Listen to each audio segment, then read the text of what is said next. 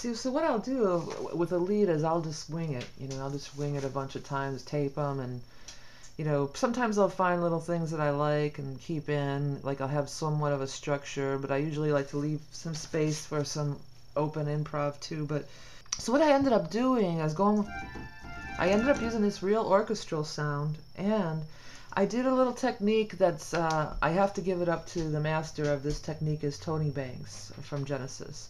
And it's that rhythmic, and you're like syncopated, and it's probably not in frame. I'm going to try to do something similar down here, but I basically went, something like this. And then I was going.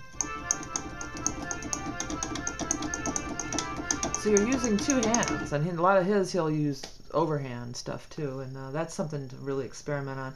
But that's a way that you can really play a lot of notes, and that's not exactly what I was doing. It was up higher too.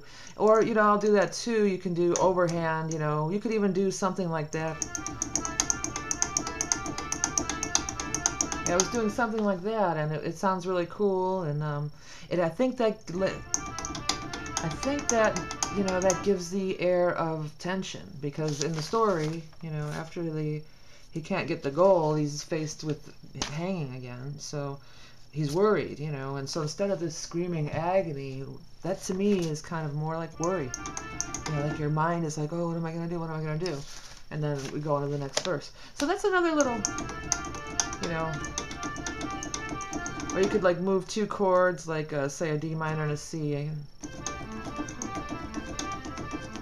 Kind of hit different notes of each chord, break them apart like that. And that's another cool thing to do in leads. Sometimes it takes a little ahead of time thinking, but if it'll work with the two chords that you're playing in, for instance, like that I'm playing in a D minor and C.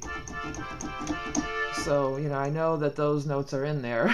So I just kind of, it's kind of a hard thing to do live improv, but if for something like a more worked out solo, which is what I've done here, it could be a cool thing.